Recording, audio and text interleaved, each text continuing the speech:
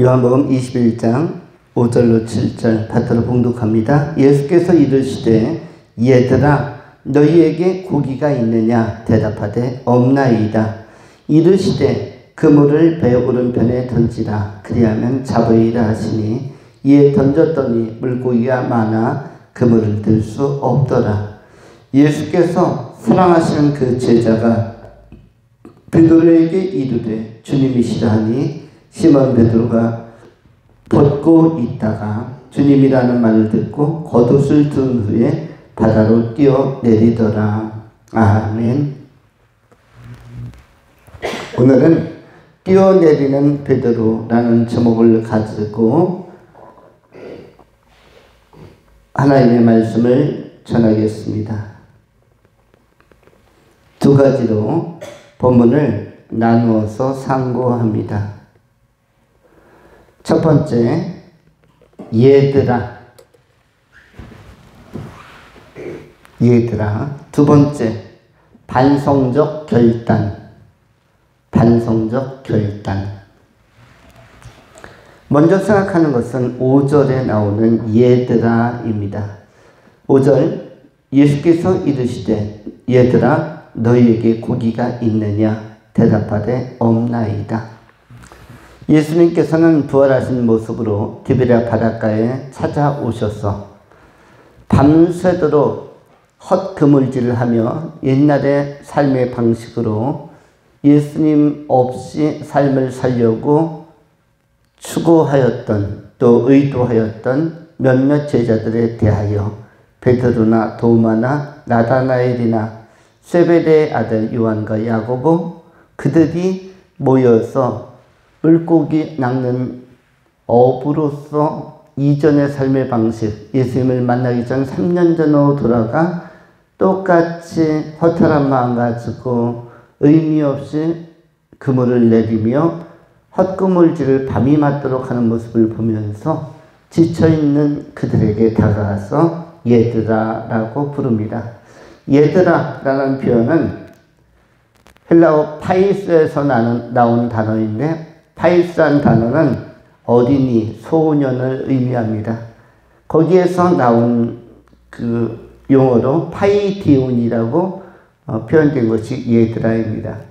여러분은 파이디온 선교회, 어린이 선교회, 청소년 선교회를 들어보셨을 것입니다. 바로 본문에서 파이디온 선교회가 나온 것이고 파이디온 얘들아 라고 부르는 예수님의 다정함이 여기에서 등장하는 것입니다. 얘들아 라는 표현은 예수님의 친밀감, 다정함, 정다움 그리고 십자가 지기 전의 제자들과 십자가 지고 나서 사망 권세 이기고 부활하신 예수님을 보는 제자들에 대한 예수님의 마음은 거기에 애정과 친근함이 더 묻어 있는 것입니다. 그래서 제자들아 라고 묻지 않고 그렇게 부르지 않고 이 사람들아 라고 하지도 않고 얘들아 마치 소년을 부르듯이 아주 다정하게 이렇게 친근한 그런 그 어린 자녀를 부르듯이 또는 조카를 부르듯이 얘들아 라고 이렇게 부르시는 것입니다. 예수님은 당시의 제자들과 인간적인 나이는 비슷한 또래거나 아니면 두세 살 위였겠지만 어떻게 보면 남동생들 같고 한 2, 3년 후배였겠지만 마치 어른이 아이를 부르듯이 얘들아 파이디온이라고 부른 것입니다. 파이디오나라고 부른 것입니다. 이 파이스들아 어린이들아 소년 소녀야 이때 예수님은 부활하신 모습으로서 하나님의 신성과 위엄과 권세를 가진 전능자로서 제자들을 부르고 계신 것입니다. 당당하게 떳떳하게 부활의 권세를 가지고 제자들을 찾아오신 예수님께서 얘들아 너희들은 나의 제자일 뿐만 아니라 내가 사랑하는 종들이며 사랑하는 백성들이며 사랑하는 선택한 그런 귀한 식구들이다 라고 메시아적 권위를 가지고 다정하게 부르시는 것입니다. 예수님의 이러한 다정한 접근과 친밀한 다가오심은 우리들의 삶에도 역시 똑같이 적용이 되는 것입니다. 예수님은 33세까지만 사셨는데 우리가 예배하고 있는 여기 계신 분들 중에서 33세 이하는 청년 조아람군 이외에 다 33세를 넘었습니다. 그런데 여러분들에게 있어서도 예수님은 33세밖에 안 된 예수님께서 부활하신 모습으로 여러분에게 와서 뭐라고 불러야 되겠습니까? 33세보다 더 많은 구혜영 선생님 보고 집사님 보고 뭐라고 불러야겠습니까? 누님 이렇게 불러야 됩니까? 45세면은 누님 이렇게 불러야 되나요? 얘들아라고 부르는 것입니다. 우리 오봉남 권사님 보고 와서 뭐라고 부르겠습니까? 또 박상원 집사님 보고 와서 33세의 십자가에 못 박혀 돌아가시고 부활하신 예수님께서 50세 된 집사님 보고 뭐라고 불러야 되겠습니까? 형님 이렇게 불러야 되겠습니까? 그런데 예수님은 역시 다정하게 얘들아라고 부르는 것입니다. 그렇다면 이 모습은 부활 이후에 인간적인 인성의 모습이 아니라 신성한 신인 부활체로서 나타나셔서 전능자로 메시아로 구원자로 하나님의 모든 백성들 하나님께서 선택한 백성들은 귀하게 애정과 사랑이 담긴 친근함과 친밀함이 배려가 담긴 또 관심이 담긴 모습으로 부르는 것입니다. 얘들아 안에 하나님의 사랑이 있고 예수님의 긍휼이 있고 예수님의 선한 관심이 있는 것입니다. 오늘도 우리는 예수님에 대하여 또 예수님에 의하여 얘들아의 대상으로 살고 있는 것입니다. 오늘도 우리의 선한 목자 되신 예수님, 임마누엘 하신 예수님은 우리를 삶의 과정에서 얘들아라고 부르면서 얘야, 나의 사랑하는 자녀야, 종아, 제자야 이렇게 부르면서 우리를 격려해 주시는 것입니다.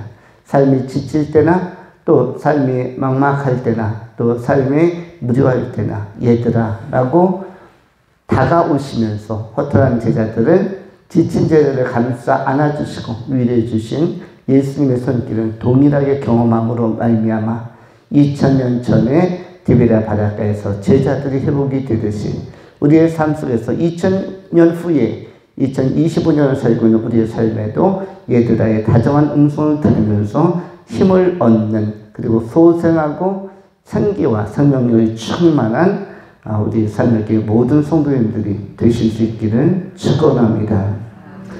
두 번째로 반성적 결단입니다. 오늘 본 말씀 6절과 7절에 성경이 이렇게 기록되어져 있습니다. 이르시되 그물을 배오른 편에 던지라 그리하면 잡으리라 하시니 이에 던졌더니 물고기가 많아 그물을 들 수 없더라. 7절 예수께서 사랑하시는 그 제자가 베드로에게 이르되 주님이시라 하니 시몬 베드로가 벗고 있다가 주님이라는 말을 듣고 겉옷을 든 후에 바다로 뛰어내리더라. 7절 말씀에 예수님께서 사랑하시는 그 제자와 대면하게 되어집니다. 그 사랑하시는 제자는 누구냐면 바로 사도 요한입니다. 사도 요한은 요한복음을 기록하면서 단 한 번도 자신을 요한이라고 표현하지 않고 예수님께서 사랑하시는 제자라고 표현합니다. 그만큼 예수님을 사랑하고 동시에 사랑받음을 확신하는 사람이었습니다. 하나님의 사랑을 받고 하나님을 사랑하고 그 확신 가운데 거하는 사람이야말로 행복자라고 할 수 있습니다. 이번 인생에서 가장 행복한 사람은 누구겠습니까?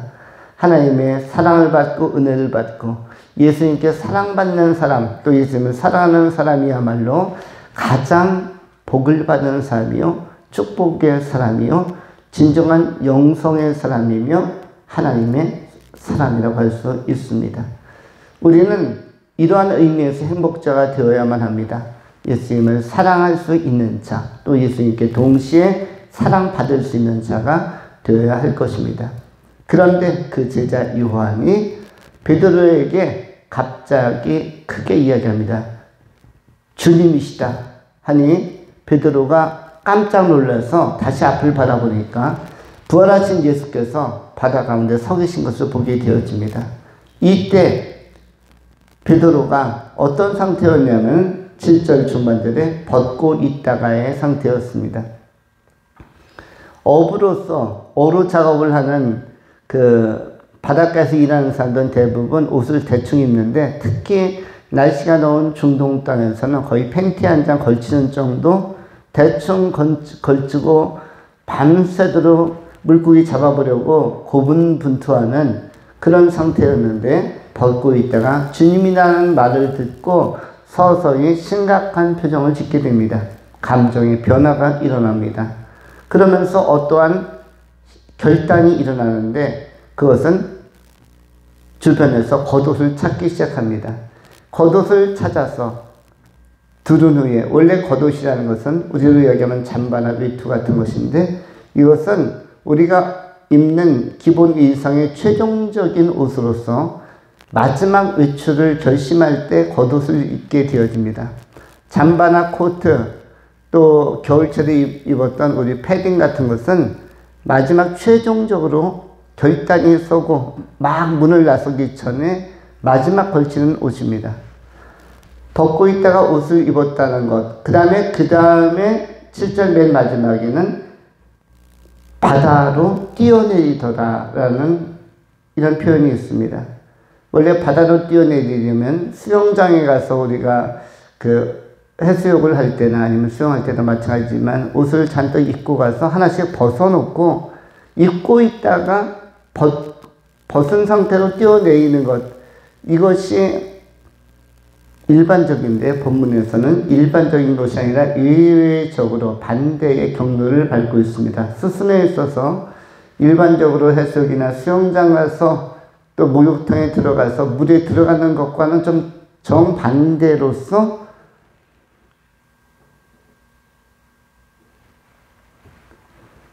벗고 있다가 옷을 다 입고 겉옷을 두른 후에 바다로 뛰어내립니다. 이것은 뭐냐면 이제는 예수님을 정녕 떠나지 않겠다. 바다가 두려운 곳입니다. 바다는 무서운 곳입니다. 그냥 이건 수영장이 아닙니다. 바다라는 것은 배가 한참 들어가서 그 물고기를 잡을 정도라면 수심이 수십 미터, 어떤 바다는 수백 미터가 되는 곳이 있는데, 이건 죽음을 각오하고 옷까지 입고 예수님께서 가시는 곳, 인도하는 곳을 끝까지 따라가겠다는 결심이 담겨져 있는 것입니다. 어떻게 보면 베드로는 예수님을 3번이나 부인했었고, 그리고 예수님 앞에서 실망스러운 믿음의 연약을 많이 보였습니다. 그런데 정녕 지금부터는 예수님을 떠나지 아니하며, 예수님은 부활하신 주님이시며 나의 유일하신 주님이시며 동시에 메시아시며 라는 이 확신적 고찰에서 반성적 성찰의 결과물로 결론적으로 이제는 죽더라도 따르겠다. 바닷물이 두려웠다면 옛날 같으면은 베드로는 이 바다로 뛰어내리는 것이 불가능했습니다. 오히려 바다 가운데서 저편에서 예수님께서 이리 건너오라 할 때 바다에서 점점 빠져 들어가는 베드로의 두려운 모습이 과거적으로 있었습니다. 베드로는 바다 앞에서 이 험난한 물결 속에서 깊이 속에서 두려움이 큰 사람이었는데, 그런데 오늘 이 순간만큼은 그 두려움을 상쇄하고 넘어서서 죽으면 죽으리라의 결단을 가지고 예수님 앞에 헌신을 각오하는 것을 보게 되어집니다. 우리들도 지금까지 신앙생활 하면서 정녕 주님을 떠나지 않겠다 하면서도 때로 주님 앞에서 나태한 모습도 많고, 주님을 부인하기까지는 하지 않는다 할지라도 실상은 주님과 상관없는 것처럼 아주 굉장히 생명력 없는 신앙을 형식적으로 유지할 때도 있었음을 반성적으로 우리는 마음에 정리할 수가 있습니다. 그러면서 이제는 이런 나태하고 막연하고 습관적인 형식적인 화석화된 신앙을 벗어나서 정령 우리 주님과 함께 남은 생애만큼은 생사를 갖춰야겠다. 정령 그리스도의 참된 제자로서 자기를 부인하고 자기 십자가를 지고 예수님을 따르라는 그 말씀을 따라서 진지하게 살겠다는 반성적 결단이 겉옷을 두르고 바다를 뛰어내리는 사건에서 묘사되고 있는 것입니다. 우리 인생에서도 이런 반성적 성찰이 반드시 필요하고 반성적 결단이 필요한 것입니다. 이전보다 더 주님을 사랑하는 마음 가지고 이전보다 더 영적 긴장감을 가지고 깨어서 기도하며 주님께서 범사에 감사하고 쉬지 말고 기도하고 항상 깨어있으라 감사하라 이런 기뻐하라 이런 그리스도 예수 안에서 우리를 향해서 허락하신 말씀들을 기억하면서 남은 생에 이 세대를 분별하고 깨어서 주님의 오심과 주님의 나라를 예비해 가는 신실하고 아름다운 제자들 오늘 베드로와 같이 그리고 베드로 이후에 깨어난 제자들과 같이 예수님을 진정성 있게 사랑하면서 내 주 되신 예수를 더욱더 사랑하는 남은 생을 살아가시는 귀한 성도님들이 되실 수 있기를 축원합니다. 기도하겠습니다. 할렐루야. 존귀하신 하나님 감사합니다. 오늘 성령의 말씀을 통해서 힘을 얻고 이전보다 더 예수 사랑하기를 힘쓰는 신실하고 헌신된 아름다운 성도님들이 되게 하여 주시옵소서. 우리 구주 예수 그리스도의 이름으로 축복하며 기도하옵나이다. 아멘.